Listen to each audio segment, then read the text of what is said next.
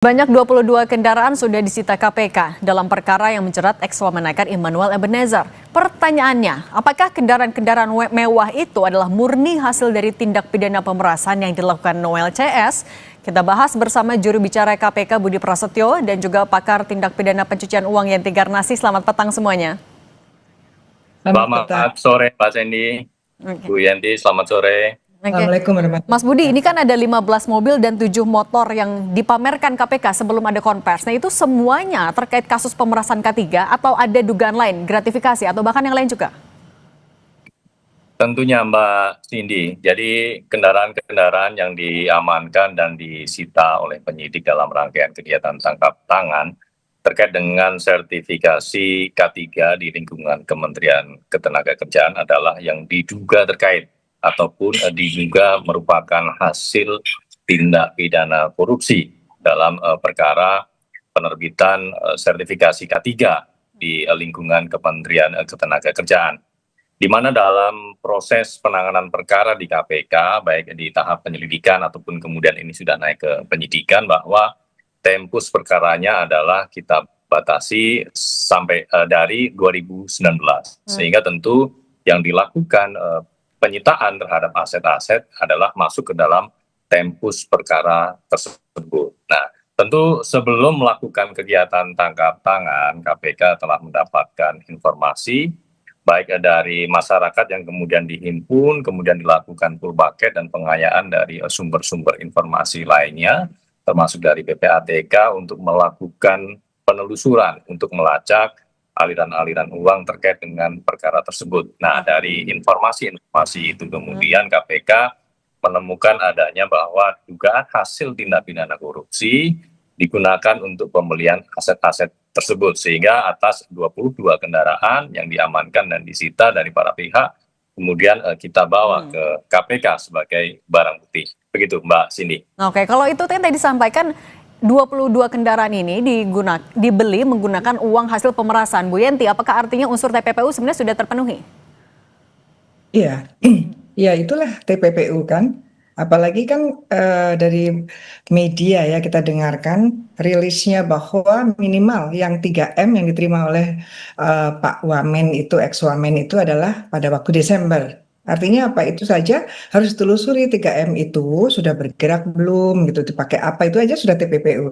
Jadi mohon maaf ya Mas Budi ya, seharusnya KPK itu sejak awal tuh pede lah ya dengan TPPU, udah pasti itu TPPU karena sangat ya, hanya sekarang tinggal KPK mampu tidak, kan jadi seperti itu karena bagaimanapun juga TPPU dengan korupsi itu sudah muncul pada artikel 14 UNCAC. Artinya semua penegak hukum korupsi di seluruh dunia yang menggunakan UNCAC yang seperti kita juga adalah harus segera dengan percaya diri TPPU akan digunakan.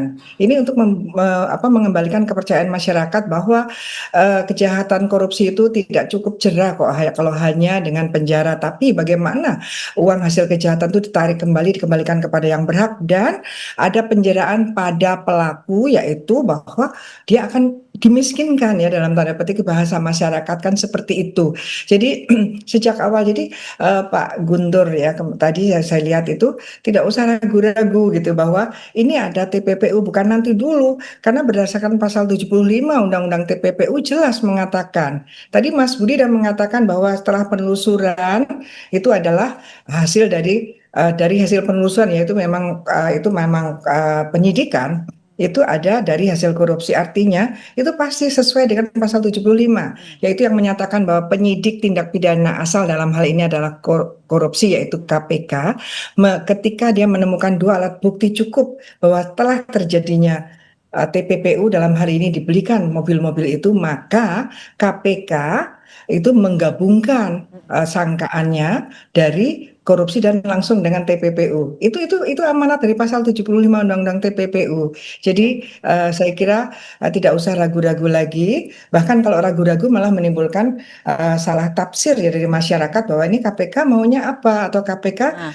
tidak memahami betul Undang-Undang TPPU gunanya untuk pemberantasan korupsi Nah gitu. itu Mas Budi, apa yang masih bikin KPK nggak pede sebenarnya untuk langsung menerapkan pasal TPPU? Tapi ntar dulu ya Mas Budi, dijawab usai jeda berikut ini, kita tetap di Kompas Petang. Perasaan itu yang pertama. Yang kedua, ex-Wamenakar Noel kan diduganya menerima uang dan motor itu ketika 2024 lalu. Saat OTT kemarin, apakah ada barang bukti baru yang didapat juga dari Noel sebenarnya? Oke, jadi begini Mbak Cindy ya, dalam KPK mendapatkan informasi dari pengaduan masyarakat, tentu KPK kemudian melakukan pendalaman. Kita akan lakukan mapping termasuk tracing begitu ya, terkait dengan konstruksi perkaranya, ini terjadinya sejak kapan, kemudian kita lihat aliran-aliran uang dari PJK 3, dari perusahaan yang menggarap sertifikasi K3 ini kepada pihak-pihak di Kementerian Ketenagakerjaan. Kita tracing, kita amati uang ini dari mana, untuk siapa, kemudian oleh siapa ini, untuk apa begitu ya, di mana untuk apa. Inilah yang kemudian uang-uang yang diduga berasal dari tindak pemerasan tersebut digunakan oleh pihak-pihak yang sudah kita tetapkan tersangka pada hari Jumat kemarin adalah digunakan untuk pembelian aset kendaraan bermotor diantaranya. Tapi tentu KPK tidak berhenti dengan barang bukti kendaraan bermotor tersebut. KPK masih akan terus menelusuri karena diduga memang masih ada nih aset-aset lain yang juga berasal dari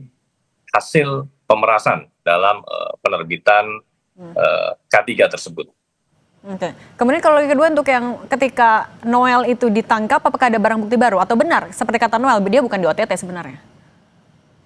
Barang bukti yang kami peroleh ketika melakukan penangkapan di rumah Pak ex-Wamen, yaitu kendaraan roda 2, di mana kendaraan roda 2 tersebut diperoleh dari salah satu tersangka lainnya yang memang diduga diminta oleh saudara ex-Wamen ini begitu, yang mana ex-Wamen memang dari pengakuan saat dilakukan pemeriksaan mengetahui bahwa tersangka IBM dan kawan-kawan ini, salah satunya IBM begitu ya, memang dikenal sebagai dalam tanda kutip sultan begitu di Kementerian Ketenagakerjaan, yang memang di Kementerian Ketenagakerjaan ini saudara IBM memang mengelola terkait dengan sertifikasi K3 ini, dan memang sudah dikenal begitu ya, mendapatkan aliran banyak uang dari dugaan pemerasan tersebut, sehingga kemudian ex-Wamen ini meminta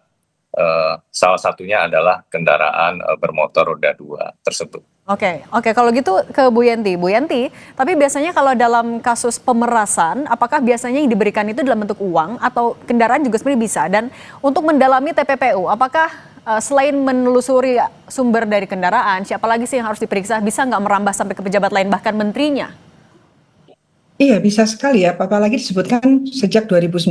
Saya kira, saya melihat ini tidak murni OTT saja. Ya, kalau OTT itu kan hanya yang waktu itu diserahkan berdasarkan hasil sadapan, berdasarkan dari rumah tadi kan didalami, saya kira nggak mungkin sehari 2 hari didalami dan sebagainya. Dan hari Rabu lalu itu, malam itu ada satu deal, harusnya gitu, harus ada deal, entah menyerahkan apa, disitulah ditangkap. Maka mungkin kan dia mengatakan bahwa saya tidak tertangkap tangan, tapi ditangkap. Kan ditangkap, tapi yang tertangkap tangan yang mana? Kita nggak tahu, nanti itu KPK. Tapi konsep dari tertangkap tangan berkaitan dengan pemerasan itu kan gini ya, pasti coba biar kita tahu ya bahwa pejabat negara, penyelenggara negara dengan maksud menguntungkan diri sendiri atau orang lain secara melawan hukum atau dengan menyalahgunakan kekuasaan memaksa seseorang memberikan sesuatu. Ya, membayar atau gini-gini, menerima pembayaran dan sebagainya. Ada melawan hukumnya, ada pejabat negaranya, dan memaksa untuk memberikan sesuatu. Ya, sesuatu itu bisa uang, bisa apapun. Tapi itu pasti sudah dikomunikasikan, dan komunikasi ini pasti sudah ada dalam sadapannya KPK. Bagaimanapun juga kalau OTT ada sadapan. Dan ini juga sampai ke menterinya, bahkan menteri periode sebelumnya juga harus diperiksa untuk menelusuri TPPU. Iya, karena 2019, tadi kan Mas Budi mengatakan 2019 dan mulai yang bersangkutan masuk sampai Desember itu kan dikatakan sultannya dia masuk ke sistem bahkan bahkan seolah-olah itu sudah demikianlah sistemnya bahwa harus ada pemberian ke sana. Nah, ini harusnya ini kan menjadi pemerasan. Nah, penerimaannya itu sendiri kan bisa gratifikasi, bisa menerima suap apapun.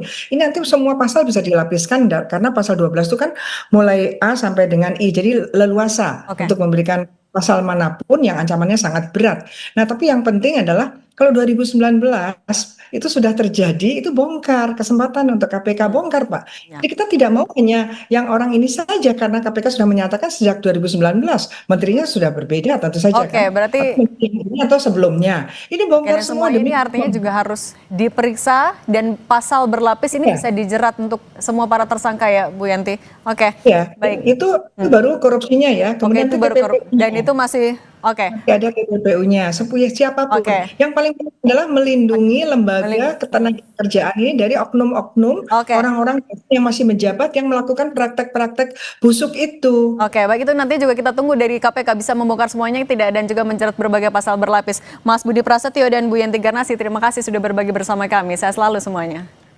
Terima kasih Mas Terima Budi. kasih.